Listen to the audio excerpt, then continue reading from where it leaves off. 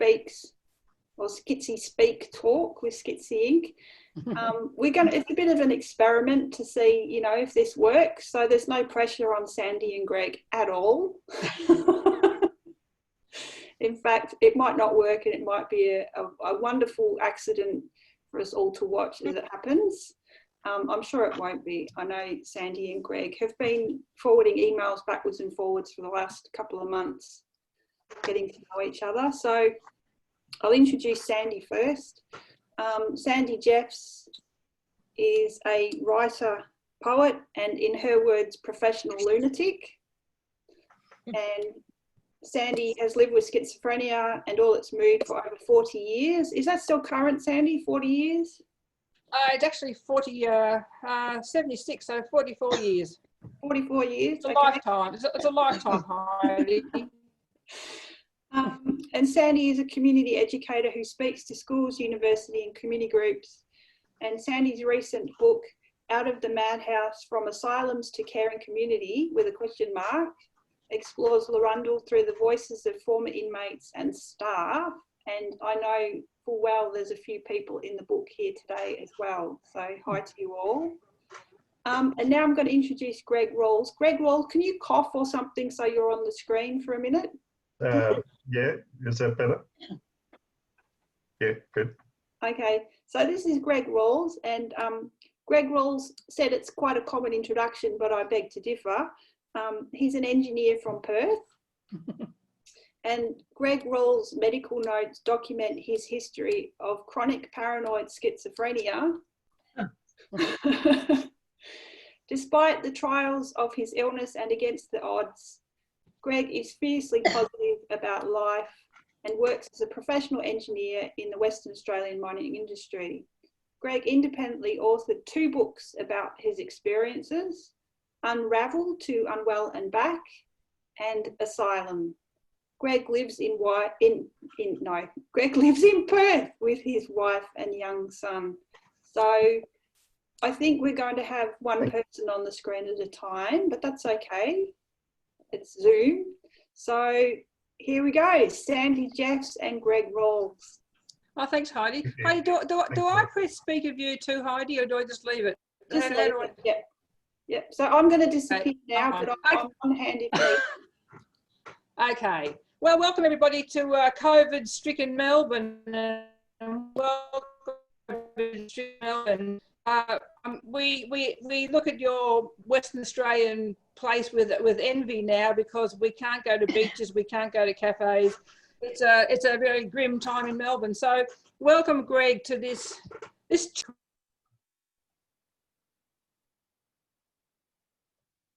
I'm having trouble with the audio. It's yeah. Can anybody else hear Sandy? I can't hear Sandy. All right, no, it's all right. I was muted. I was muted. Okay. Now I'll start again. So welcome to COVID crazy Melbourne. We're struggling here, Greg. We look at Western Australia with such envy, your beaches and cafes, and Melbourne stricken with COVID at the moment. We're really in lockdown and quite grim. So, but welcome to this chat. We're going to have a chat about being crazy. I hope that's okay. Thank God we have technology. Well, I know, it's fantastic, isn't it? Get together. Yeah. I was going to make an observation first, Sandy, that I seem to be the one who's socially inadequate here and knows hardly anybody in the room.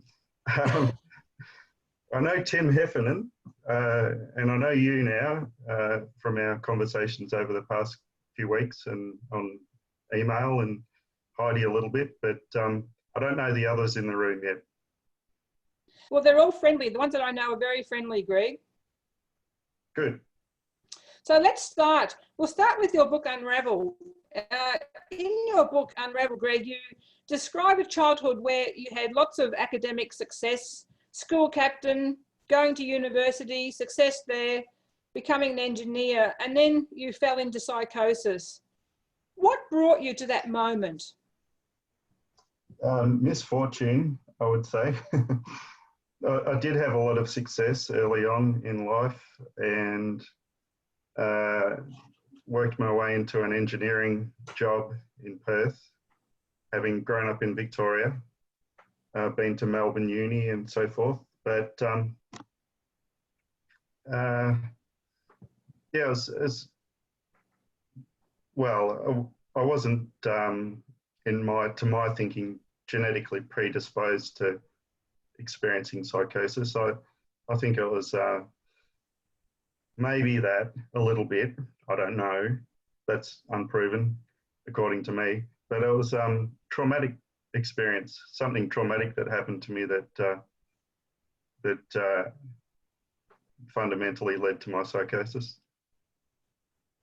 And if you hadn't had that trauma, do you think you would have become psychotic, or is that an unknowable? Well, I mean, it was a combination of that and fatigue as well, I should say. I was working in the bush for an extended period, pretty remote site, and it was, yeah, fatigue as well, but, and then the trauma of working with a hostile person. And so I think, no, I wouldn't have necessarily reached a point of psychosis if I hadn't had those two things happen in life at that point in time, which is when I was about, I think, 27. And were there any warning signs that you know now were there that you didn't see? Yeah, at that time there were, I can recognise now. I started having odd thoughts after, I'd say, about, I don't know, 6 weeks working in the bush, long days. It was actually up north in the tropics and in the build up to the wet season. And yeah, I can recognise now that my thinking wasn't usual. And but at the time I didn't recognise it, and I think that's a classic situation that when you first encounter these experiences, they're just unique in a way to you, but it's just a part of life's evolution. And so I'm one of those people that kind of subscribes to the idea of lacking insight. As things are evolving, you don't recognise they're going at times off track. The idea of insight's a bit of a contentious issue in the consumer world, that we aren't allowed to say we lack insight, but you really believe that you lost the capacity to understand that you weren't well in your mind.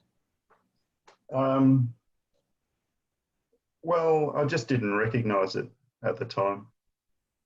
And I'd say at times since then, which is, this is going back 20 years, well, more than 20 years, 20 and a bit. And, but since then, there've been some moments when I've had similar experiences in a way, gone off track, and life has been a bit unusual, and I've not recognised it myself. I blame the world. The world's, it's the way the world is, it's not me. That's a classic, isn't it? Yeah.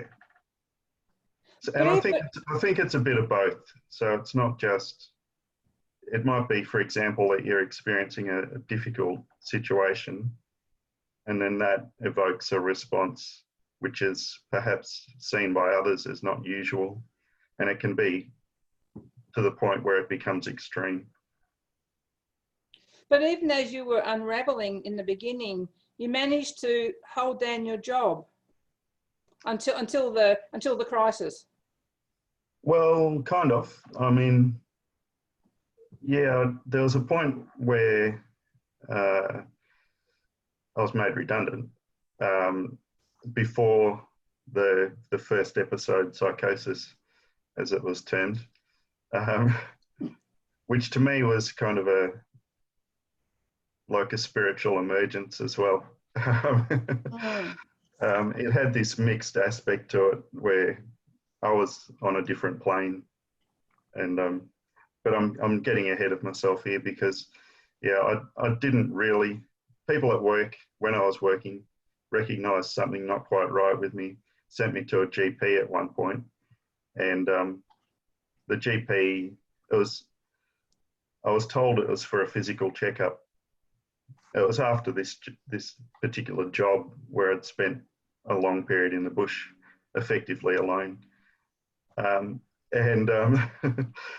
and so got back from that. I was sent to the GP. The GP did some routine physical checks and then said to me, "Are you having any unusual thoughts?" And I was affronted by that and denied it.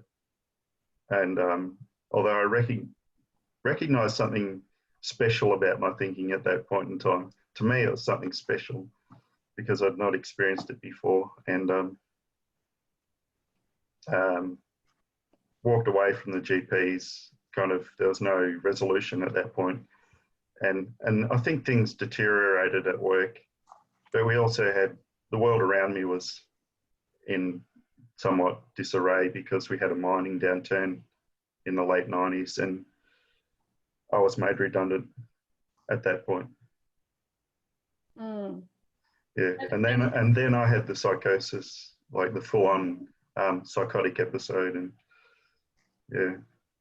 Yes, you describe in your first psychotic episode, you describe it as a deeply mystical religious experience, and you in a way you created a whole cosmology that talked about the algorithm underlying evolutionary processes within our universe, and that you were evolving into a new kind of human.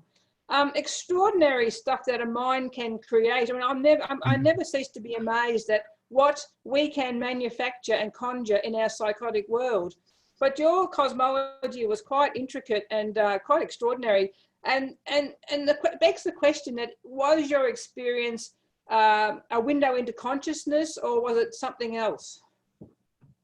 Yeah, see, it's had such a reality for me that I think it was something different. It was perhaps that I was in a headspace where I was perceiving things differently than the average person ever does. And so I still feel today, even despite the hospitalisation and the treatment and the labelling and all of that, I still feel at that time, it was a mixed experience where my mind was definitely creating something not real. But then there's something beyond that, which I think is intangible. That, I mean, it's, yeah, religion and psychosis, I think, kind of do go a bit hand in hand. It was a religious experience for me, and it was, yeah, it had some kind of validity for me. And has that religious experience been maintained, or are you a religious person, or was it just in your psychosis? I had joined a church in the months preceding that episode, and I was reading the Bible and going to Bible study groups and sessions and attending church on weekends and doing things with that group of people. But earlier than that, I hadn't been. So I think it was, if you call it the prodrome, right, the medical terminology, when I was building up to it, the intensity of the religious ideation grew in those months, and then it kind of reached its maturation or had its peak in that psychotic episode. I love where you say in the book that I'm being taken to Greylands Hospital. You thought you were somewhere special and that a temple was going to be built around you for people to visit and hear what wise things you had to say. I mean, there's the ego in it's fantastic, but it's just so creative. I just love it. And did people come and hear the wise things you said to Greylands? No, not at all. And, it was where I was in my head was a totally different place than where I really was. So I think they're going to tear Greylands down eventually if they haven't already. But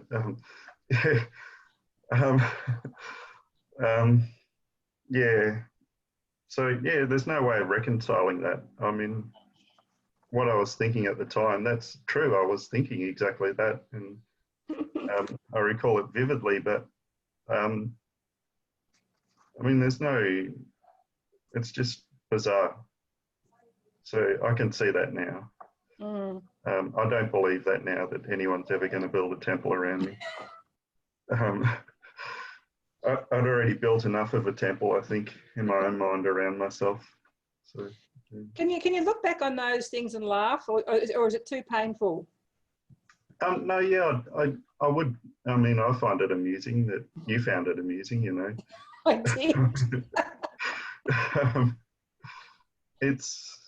I think, yeah, I wrote about it because A, it happened, and B, it's an absurd thing. So I guess in a way, without being too premeditated, I would want people to laugh at that. Because I'm doing okay now, so, and I can see in retrospect that was just a strange idea to have.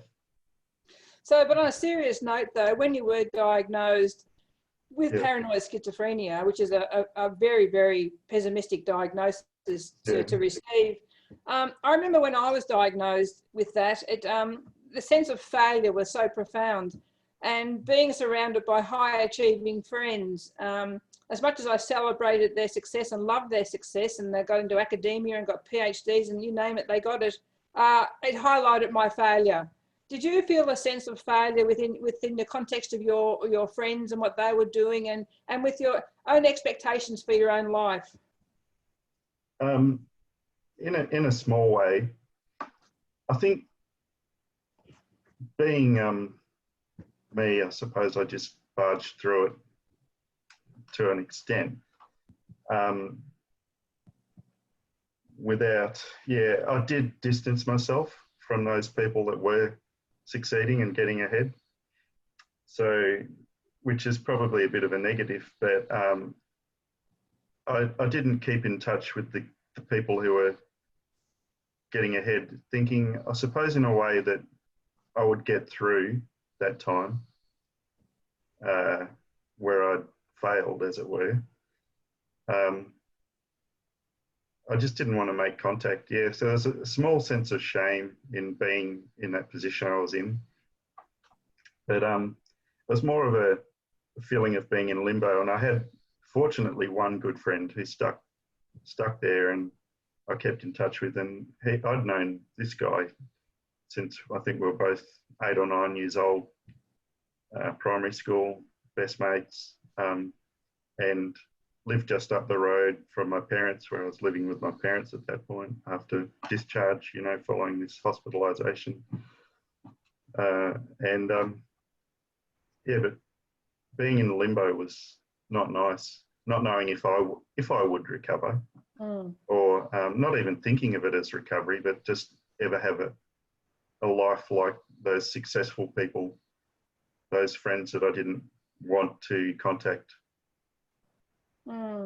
Is the person? So, yeah, I feel for your. I kind of see what you're saying there, and yeah. But did you not do the same thing, Sandy, and distance yourself, or did you mix with the people that are getting their PhDs and? Well, I was living with them. I was my two friends I lived with both got PhDs and were in academia. I love their success, but what happened to me was I withdrew from the world a bit, and I was a shy, inward-dwelling person. I wasn't the person I am now. you know, now I'm outgoing and fairly, you know, egotistical probably, and, you know, all of that. And I'm a different person to what I was, you know, 40 years ago. Okay. There's no, I'm not the same person. I was going to ask you, the person before you were unwell and the person after you were unwell, is that the same person, or did it have a fundamental change to your character?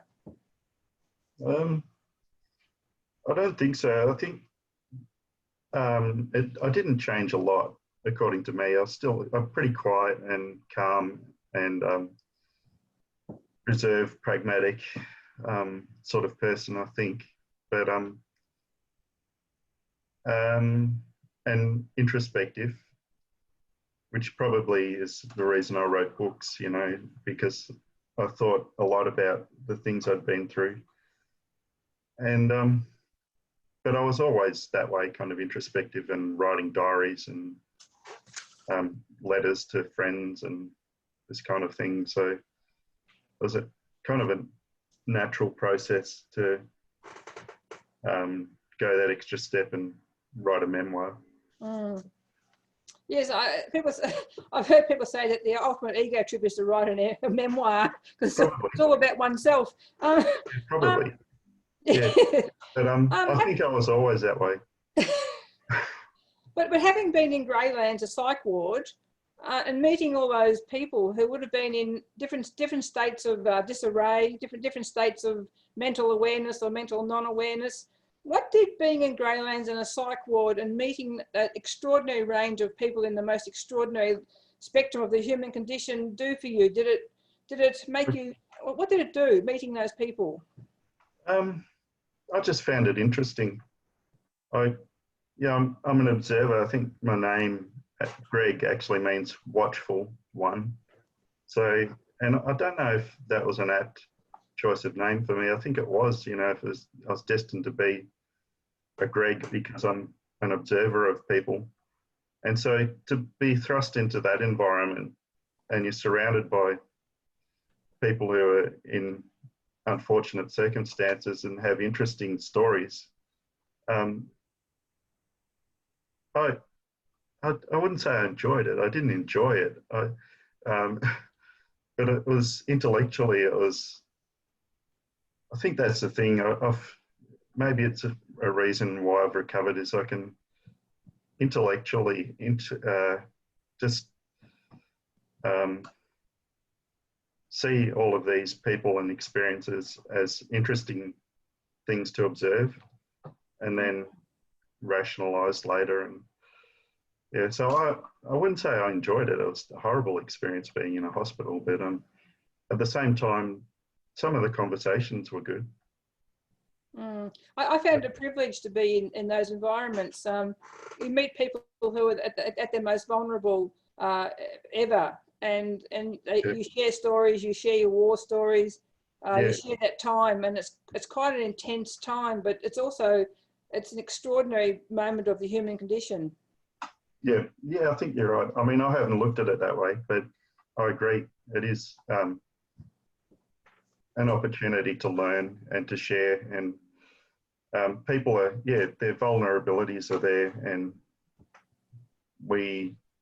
life otherwise can be a bit superficial, that you don't see that rawness of people's emotion and experience that you might in a hospital. I always maintain that mad people have great bullshit detectors. Yeah. Well, I don't know.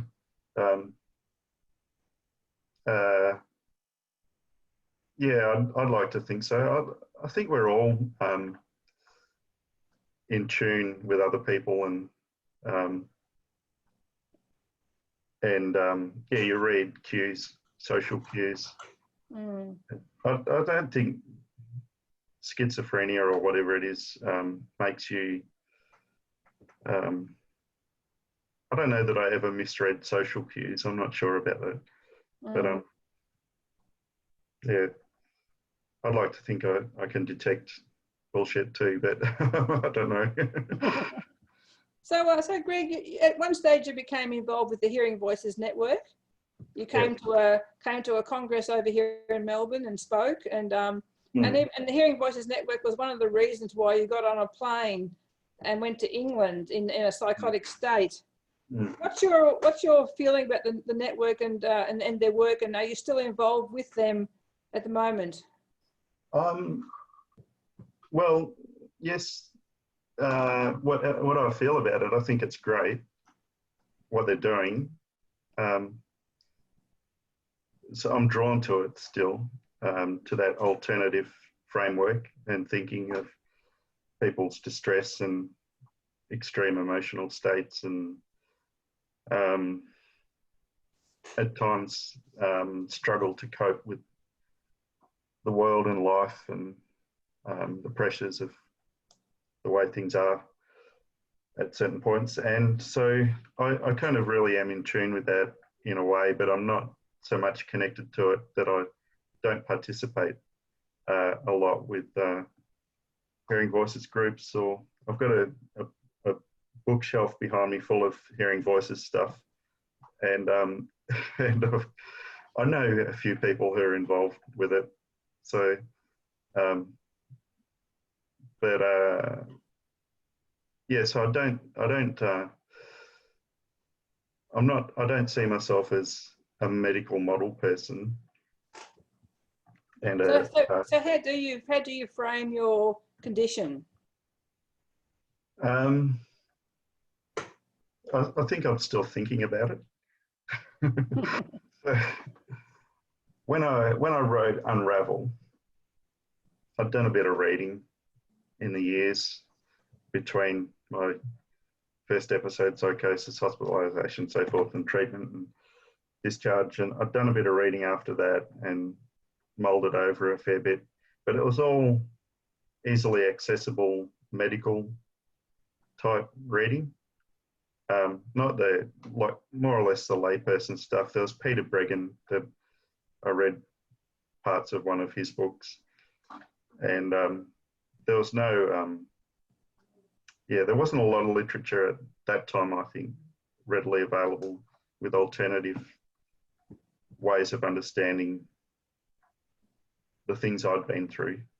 So when I wrote Unravel, it was very much as though I was this medical case who was treated and life returned happily to some kind of semblance of order.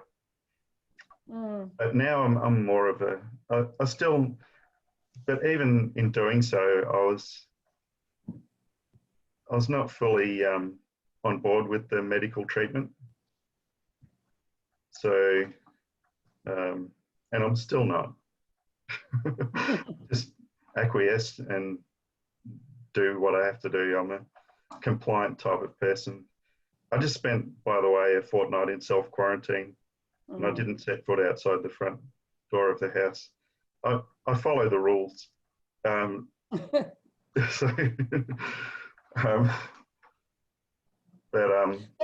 so do you take medication now still? You still taking medication, or do you try and avoid that? No, I do.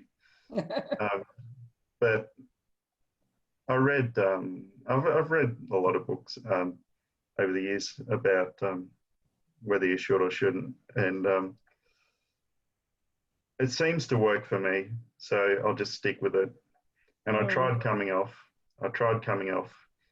and I think the best story I can come up with is that my brain has adapted to this drug that maybe I did or didn't need at any point in time. I don't really know. I'd like to think there's a lady, Maria Hagen. I don't know if you know of her. Yeah. You would, because I think most of us do. But she kind of likes to think that when we're in those moments of vulnerability, if we're just given a safe space to be in and a nice warm cup of tea and supportive environment, we might get through those challenges as well as if we were drugged. Yeah, I think that what I find fascinating in the whole mental health world is that the amount of white noise surrounding our heads telling us about our own subjective experience and what we should think about it is fascinating, because there are so many narratives to explain what's going on in our head, but people are wanting to tell us what we should think about it when it's our subjective experience. And I find that rather frustrating sometimes, because I construct my own narrative to explain to myself what I think has happened, but there are others who want me to change my narrative, or to insert their narrative into my narrative. And I always find that fascinating, because it's a white noise it's quite sometimes worse than the voices. Yeah, well, I guess that's one of the good things about you asking about the hearing voices approach and the movement, is that there's this acceptance of people's own frameworks, as long as you're coping and getting on with life. It doesn't really matter what you believe, and so I like you were asking, what's my relationship to that? And I think that's great. And in a way, without having been exposed to it when I was writing my book, I was in that space where I was just making up my own story, telling it the way I wanted it to be told, and it had the meaning that I wanted it to have. And people have kind of taken it that way as well. They've not told me that. Only one person told me that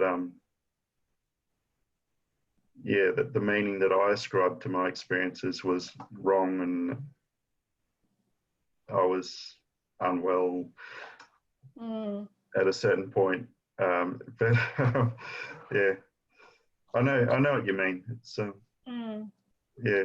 It's a fairly. I find it unsettling, unsettling that this narrative is always challenged. But you got on a plane and you went to England in a psychotic state, leaving your island girl behind, your partner behind, and your child.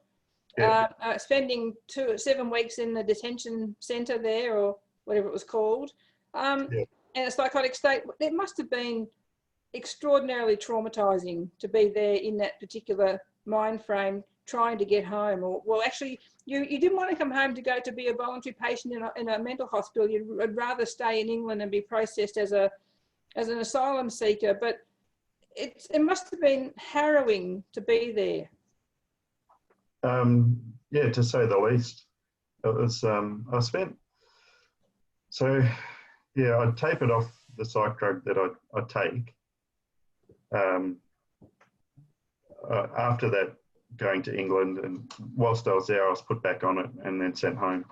But leading up to it, I spent 2 years gradually tapering off this psych drug. And some odd thoughts started to creep into my head, which I didn't recognise. And we had the GFC and another mining downturn.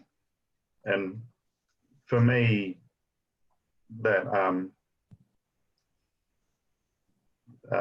mining downturn equated with my previous experience of being unemployed, and led to my being hospitalised, which was not pleasant, traumatic.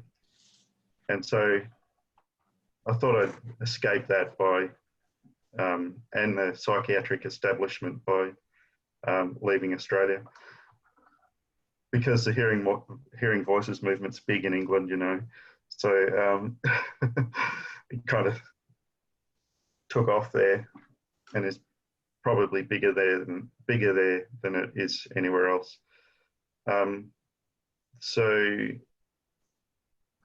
But of course, I got to England and told them, I didn't have a visa or anything, or a permit to work there, live there, and told them that I was claiming asylum, and they put me in an immigration detention centre.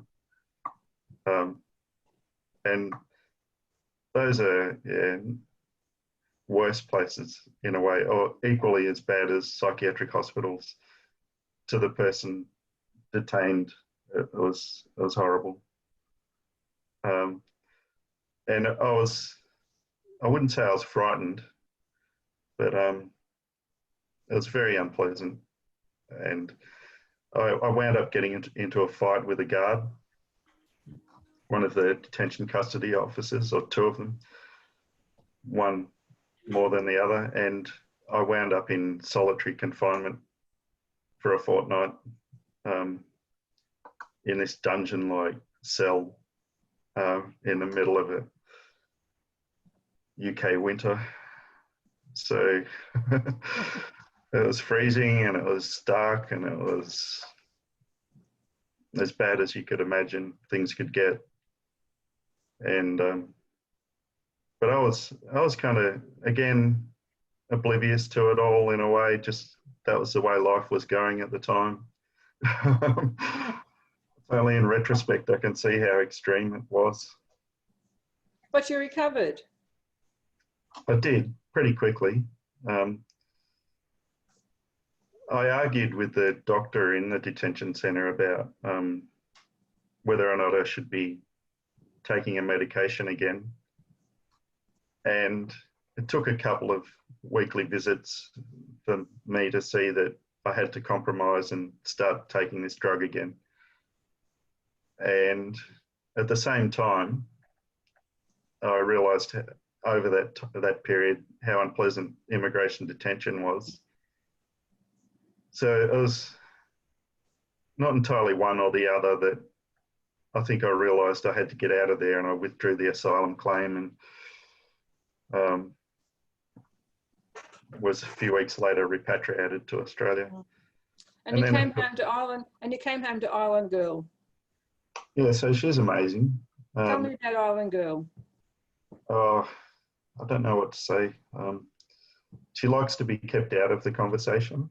And she kind of dislikes my advocacy for mental health in a way. Just tell the people, Island Girl is your partner. Yeah, that's right. And she's very, very supportive. And I think some quality, I don't know what it is, her tenacity. She did a lot to get me out of immigration detention. Once you get in, it can be a bit hard to get out, I think, particularly when you're labelled with schizophrenia and having had a fight with a guard seen as being unpredictable and violent. So, which I'm not ordinarily, it's just the place I was in.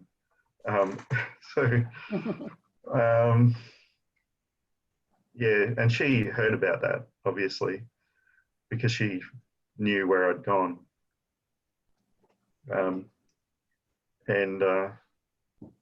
Yeah, she did a lot to get me out of there. And I could have been stuck there for quite a while. And thank God it didn't happen during a pandemic. Oh, God, yeah. Yeah, otherwise I would have zero chance of getting back to Australia. But So just before we open up to people asking questions, Greg, what does recovery mean for you? Recovery, well, the usual thing of leading a meaningful life that feels like you're doing something, contributing in some way or being productive in some way. That's just my spin on it. I don't think there's any good definition of it.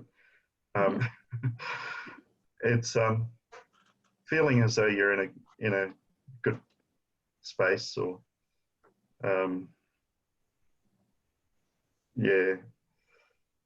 getting on with life. Practicalities, isn't it?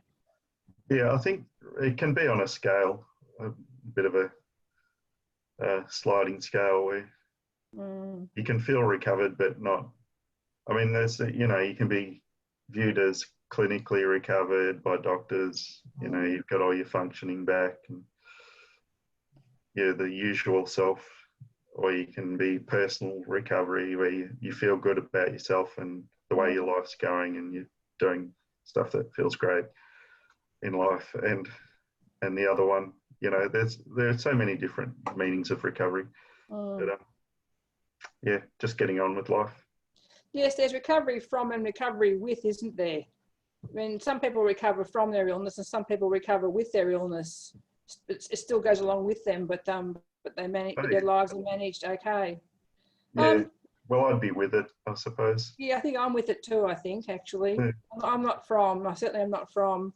I think we're going to open up for some questions now. Is that right, Heidi? Sandy and Greg, I just want to say, I think on behalf of everyone, that was fantastic. Thank you so much. The comments in the chat box, I'm going to save the chat because I know it's hard to read the chat while you're doing an interview. So I'm going to save it for you and send it. Is that okay, Greg, if we do a few Q&As? I know you didn't want to be sprung too much, but I think, you know, and also if you're out there and you want to ask a question, I know it's pretty tricky to speak on a space like this. So write it in the chat box and Greg and Sandy will either answer it now or reply to you if you leave your email there. So if you do want to ask a burning question in person, chuck on your video so we can see you. Oh, there we go, Susan. Susan, okay. So I prefer, hi there. I prefer Sue Rose, actually. I'm known as Sue Rose, but that's cool. Oh, yeah. hello, Sue Rose. Hi, I've met you before, Sandy, in Frankston. Yeah, you came and gave a talk down here with the Carers Council. Look, I wanted to say that was just brilliant. It was so insightful. My son had schizophrenia. He's no longer with us, unfortunately, but just loved hearing your deep perspective. Absolutely wonderful. With my son, it was always so difficult because he would recover, we'll say, with schizophrenia, to find the medication that allowed him to keep living well.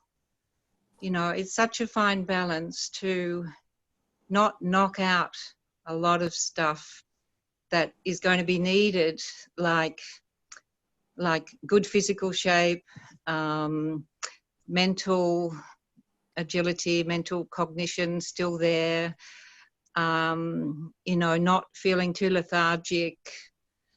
You know, it's a bit, I always viewed it a bit like a garden, like you're trying to pull out the weeds without pulling out those daisies as well.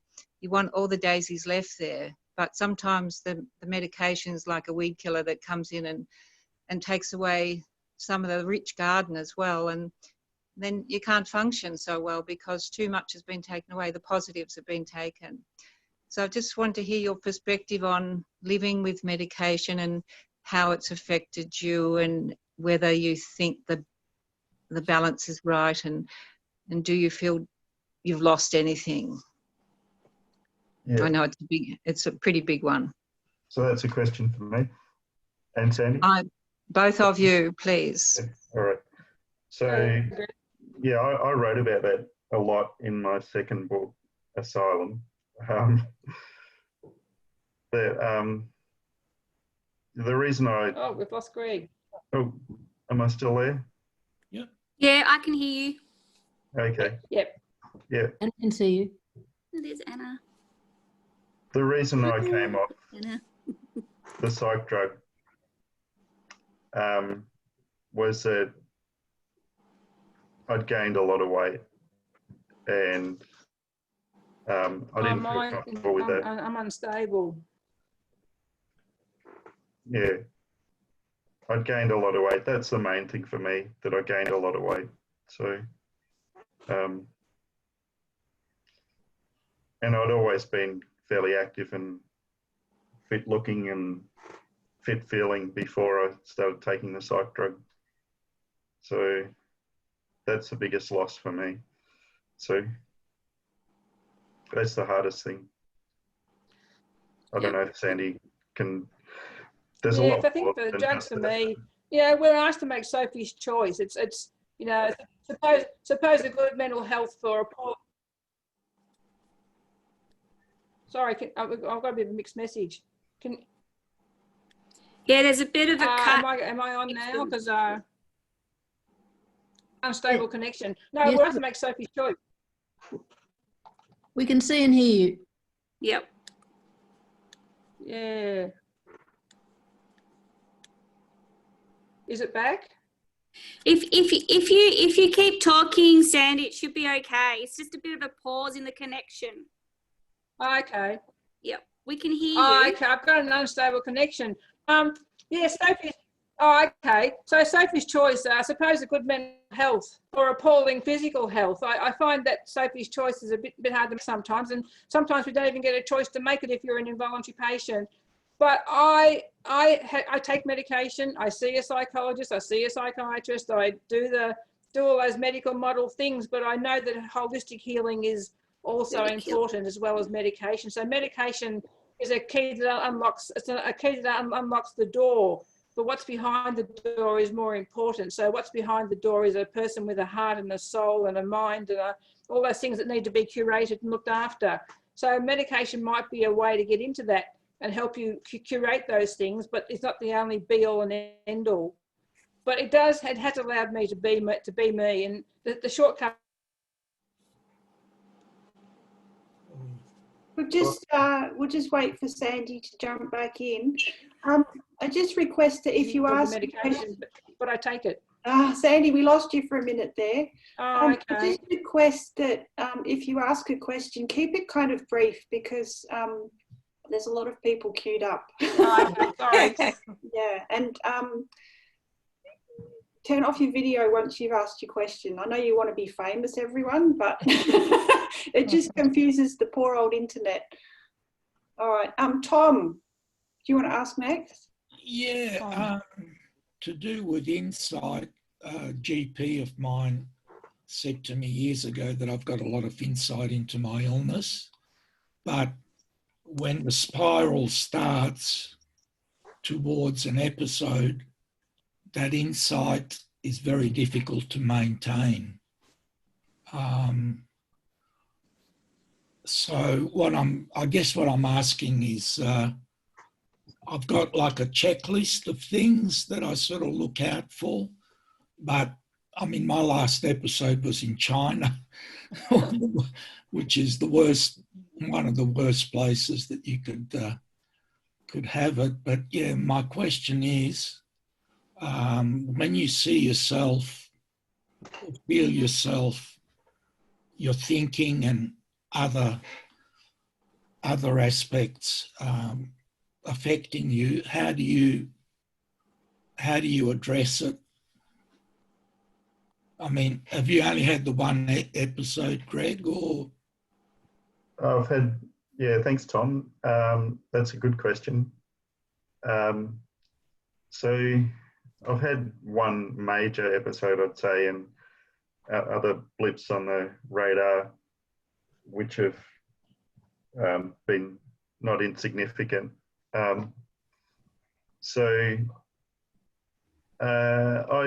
My main barometer is the people around me. And so I've learned to listen. I think I've learned to listen because it's easy to get drawn into argument when you defend your position that say it's the world that's going haywire, not me that's going haywire. But I do listen, and then I now I think, having learned that, others can, workmates, my wife, parents who, thank God, still here, and so yeah, then they would direct me to go and see a specialist, and I just, sometimes for me, right, that means temporarily increasing the dose of the drug I take. And then after a period of time, things have settled back down. I go back on to the lower level, the usual level. That seems to work for me. I'm not advocating that at all for anyone. It just seems to work for me now. Yeah.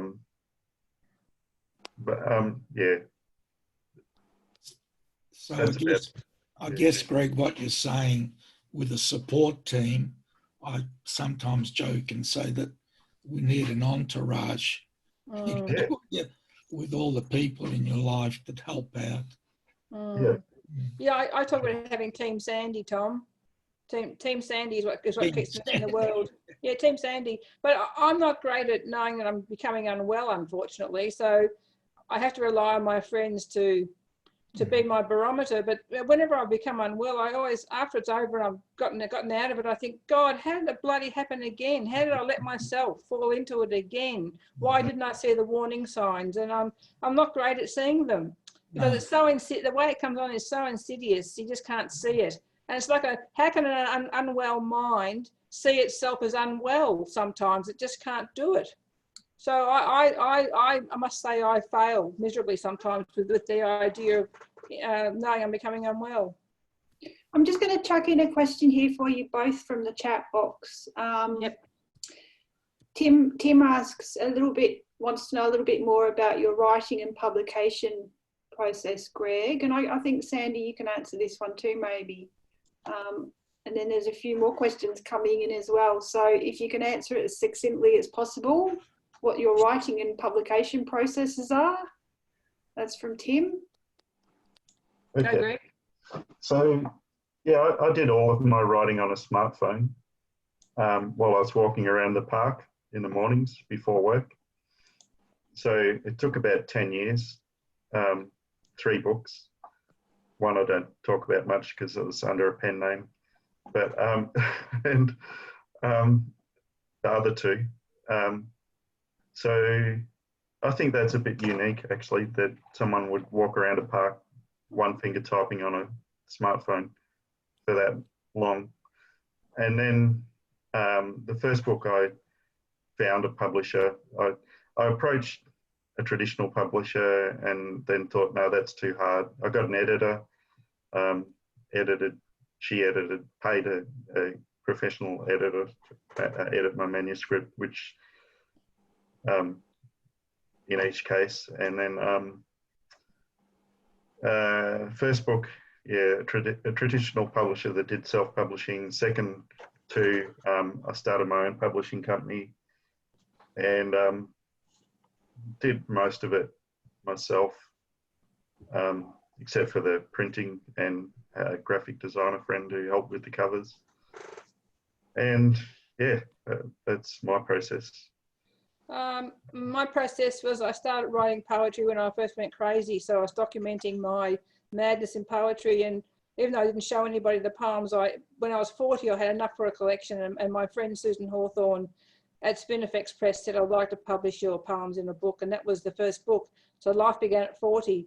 And I've just kept writing poetry since then. So I've had more books of poetry published. My memoir, I was asked to write it by someone who knew me, said, why don't you write your memoir? I said, I'm too young. She said, no, have a go. So I took 5 years to write that, and it got published by Volga Press. Then the latest book, that's just a labour of love about Larundel and the mental health system. Again, lucky to get a publisher. So I feel very fortunate. I'm very lucky to have been published. I count my blessings. Tristana, did you have a question? So I'm going to read another question from the box, and it was in response to Tom's question about entourages and teams. Wondering how you build a team if you're very isolated. Yeah. Thoughts on that? Oh, that's so sad. I know so many people with our diagnosis are isolated and lose their friends and networks, and you just got to trust yourself that you don't isolate people and push them away when you're unwell, which we sometimes do. And you know, you just got the enemy is not your friends. The enemy is the illness. And if you can get through your paranoia and not see your friends as your enemies, then you've got some chance of forming a team. But I know a lot of people don't have that privilege that I have of having a team, and that's where you need, you know, professionals to help you and people who support you in terms of peer workforces and stuff. For me, disclosure has been the key. So I wouldn't say I had much of a team around me at all before I wrote about my experiences. But then the more people that know, it can be beneficial that, you know, you tell your story and then people are empathetic towards your situation and they have some insight themselves into your needs and challenges. And so disclosure is the thing. For me, it happened to be writing a book, but it could just be a conversation, you know. I think there's a question here that somebody asks about stress, whether that plays a role in episodes and how you avoid stress. Yeah. So stress is unsettling and can put us off balance. And I think for me, I've consciously, I don't push myself as hard as I used to.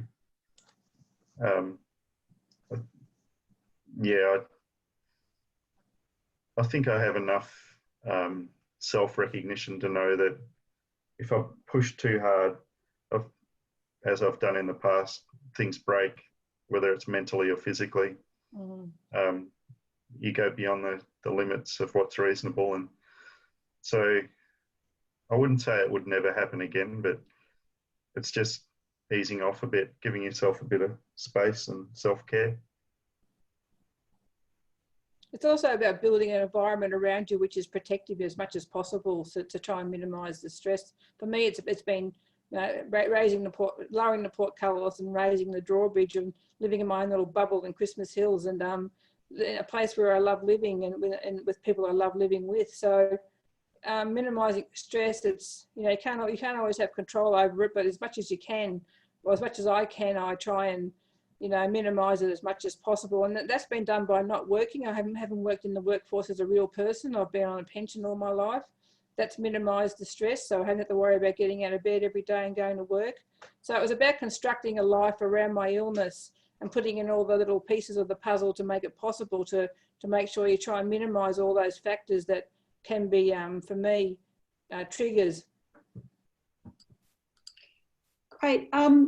Two more questions that I can see. There's some fantastic comments coming in, and like I said, this will all be saved for Sandy and Greg to go through with a magnifying glass afterwards. But there's a question I think if you can answer as quickly as possible. Are you angry at psychiatry? Oh, okay. There is a kind of I'll be honest and say there's a kind of there has been a level of dislike and almost resentment of psychiatry in my life, and a feeling of having been sort of mistreated or disenfranchised in a way. But then the flip side is without it, I mightn't be here. So I wouldn't be say I'm not one to feel angry ever, really, but yeah, just somewhat feeling of that feeling of being disenfranchised by psychiatry still lingers at times. I'm not an angry person either. I'm more angry for other people. In writing our Larundel book, I heard all those stories of people who had been to Larundel and had a really, really horrible time there, and bad, horrible seclusion room stories and all that stuff that goes with psychiatry. And I feel angry for them because I didn't experience those in my psychiatric journey. And my great friend Julie Dempsey, who's on today, one of our people listening today, has this great saying where she says, "A life of total psychiatry will take away your soul." And I think she's right. So as much as I've engaged with psychiatry and I've used psychiatrists, I use medication, I've been to hospital and stuff, I'm still wary of what they can offer. And I don't want to have a life of total psychiatry, being just a psych patient with total psychiatry in my life. I try and live apart from that. It's only a component of my life, the psychiatry part. There's more to my life than just psychiatry. So it's about demarcating yourself and trying to compartmentalise parts of yourself. but I'm not an angry person. And it's funny how I'm not angry. I probably should be, but I'm not. I think there gets a point in life where you make a conscious decision. Joe's got a very interesting question. Do either of you know any advocacy groups or movements about people in the physical health system with schizophrenia and the abuse of rights in that dual kind of space? That's a huge question, that is. No, the short answer is no, I don't think I do. Do you, Heidi? Well, the disability rights movement is massive. So I would suggest linking in with the disability rights movements in your state, because that covers mental illness. So I'd be looking at, have a Google at disability groups, advocacy groups in your state, because that's a really powerful place. Question. Yeah. Yep. It is. Yeah, link the two. Yeah. Find a way, but start with disability bits. Yeah. Yeah. Has anybody else got a video question to ask? All right. So Greg and Sandy, one question that keeps popping up from a couple of people. Greg, would you please ask Sandy a question? Oh yeah. This is strange, but the question, I saw that pop up. How is it that we haven't got to know each other sooner? Both been kicking around a bit, and but anyway, so that's not much of a question. Where do you see? What's your aspiration, sort of, for the world of mental health and your place in it? Oh God, Greg, you're asking. Do you want to change the world? Or, look, at 20 you want to change the world. At 67 you feel a bit more battered by the world than you should be. There's still so much to do in the mental health sphere. I've never been really a political person engaging in visceral consumer politics, so I haven't been there on the barricades doing that sort of stuff. I've only ever done my own thing, which is just talking about my experience of psychosis and what it means to have a psychotic mind. And I suppose if in doing that, all I've aspired to do is to change one person's stigma towards mental illness, towards schizophrenia, to enlighten one person about what it really is to have these terrible things happening in your mind, to lose your mind. As grand as one's aspirations might be, I know that we can only do very little in our lives. So it's about connecting with the audience, igniting compassion, respect and understanding for the mentally ill. And if you can do that, it might filter out further than you know. You just don't know. Someone put it to me that, if you can just change one person's life for the better, then you've done well.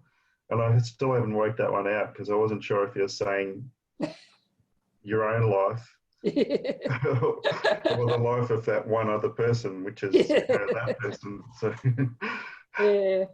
I'm just aware that we've gone way over time, and I just want to thank all the people that have stuck with us for the last over an hour. How good is Sandy at interviewing? Sandy, is this your first Zoom interview? Well, it is my first Zoom. I interviewed people for the Larundel book, which is really gave me a bit of a heads up on how to interview, but I haven't really done it like this before. So I'm just struggling like anyone else would. Well, talking about books, I did tell everyone in the emails that attended today to bring a pen and paper, because you and Greg are both going to give out details of where they can. Oh, Greg, good one, Greg. And I suggest that you have a book on hand to show people what it looks like. I got a book cover. There we go. One. Fantastic. One and two, memoir and poetry book. Oh, I won't read that. Just quickly, Greg, what's your surname? Ralls. How do you spell that? Ralls. Like calls. Falls flat on his face. Falls R instead of F. Ralls. Rules. Okay. Thank you. So, Greg, where can people buy your books? Yeah, they're on Amazon, so that you can download them as ebooks. They're quite affordable that way, but you don't get the tactile experience of a paperback. So I've got some paperbacks, and I've got a I don't know, should I give out the email address? Yeah. So it's 5. I'll write it in the chat box while you're spelling How it. do you do that? The number 5. Yep. Keys, the word keys with no space. Well-being. Is it well-being with 2 L's or 1 L? 2 L's. @gmail.com. I'll just read it back. So it's the number 5. Yep. KEYS. Yep. WELL. Yep. BING. Yep. And there are no spaces. @gmail.com. Joel's beat me to it, and I'll just second That's that. it. Sorry, Heidi, it's BEI, not BIE. So I've got a lisp. Oh, someone typed it there and it was right. What's your surname again, Greg? I didn't hear. Ralls. Oh, RULES. RALLS. RAL. Yeah, like calls on the telephone. And will you sign your books, Greg? Sorry. Can you sign those books? Yeah, I'd love to. If anybody is interested, Yep. just contact me and through that, that email, and I'll give you the details. And They're also, quite affordable. sorry, could we have information on your books too, Sandy? Sure. Just email me, because I can sell copies rather than going to a bookshop. But just my email address is my name, all lowercase, one word. Yep. @ Yep. Ozemail, OZEMAIL.com.au. Thank you very much. No worries. Can I just spell that out again? So it's SANDY, Jeffs, JEFFS, @Ozemail, OZEMAIL. Terrific. That's awesome. .com.au. It's been a pleasure, Greg. Thank you. Thanks for the chat, Greg. It's been a pleasure interviewing you. And I hope people really got something out of it. Thank you. I didn't realise this was the inaugural Schizy Speak. Yes, it is.